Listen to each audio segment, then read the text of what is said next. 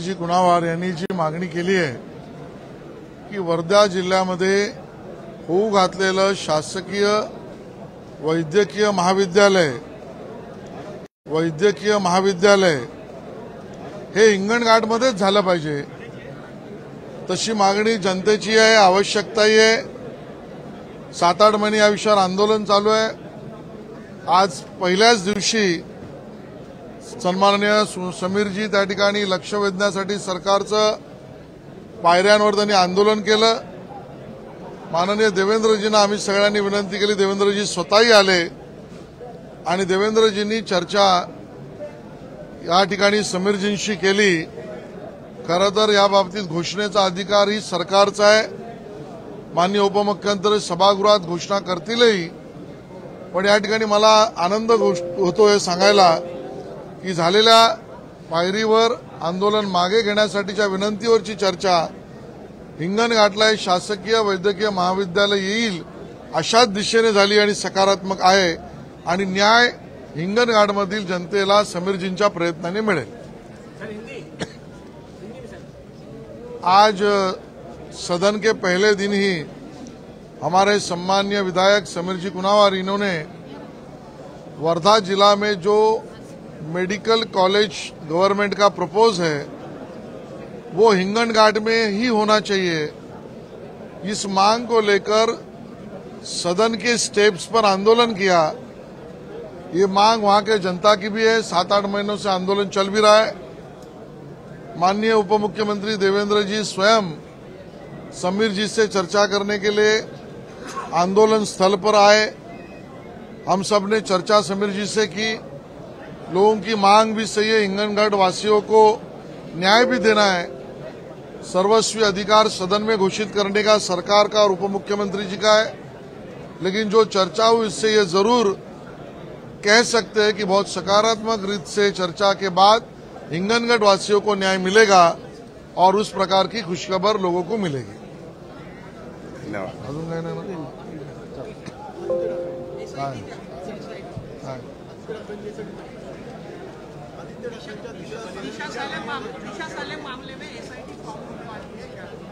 हाँ, किसने घोषित किया?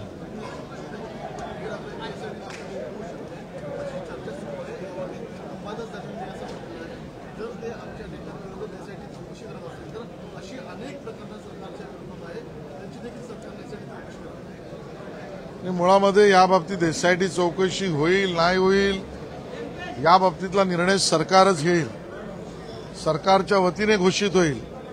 पण मी या ठिकाणी एक स्पष्ट करू इच्छितो की ज्या पद्धतीने संशयाचं धुकं दिशा सालियन यांच्या प्रकरणामध्ये, मृत्यूच्या प्रकरणामध्ये निर्माण झालंय ते स्पष्ट होण्याची गरज आहे। वातावरण साफ स्पष्ट झालं पाहिजे, लोकांच्या मनातल्या प्रश्नाची उत्तर मिळाली पाहिजेत।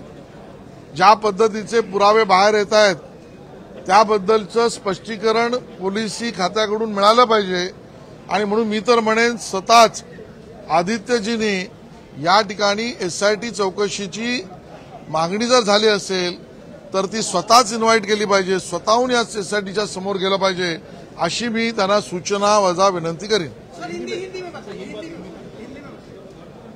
दिशा सालियन मर्डर केस में एसआईटी होगी कि नहीं होगी, कैसे होगी, इसका निर्णय तो सरकार ही करेगी, घोषणा भी सरकार करेगी।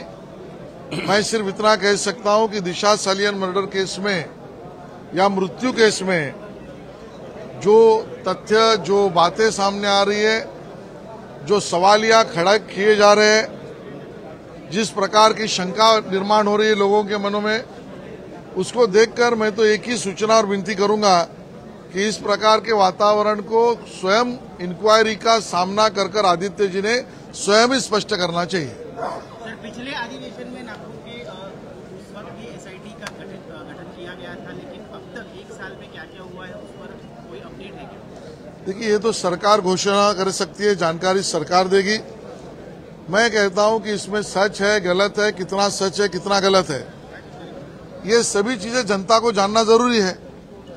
एसआईटी ने क्या किया ये भी जानना जरूरी है और एसआईटी का विरोध करके इस प्रकार के संशय को या सवालिया निशान को बढ़ावा देना भी गलत होगा और इसके लिए आदित्य जी ने स्वयं उनकी भूमिका स्पष्ट करनी चाहिए, ये मेरी मांग है।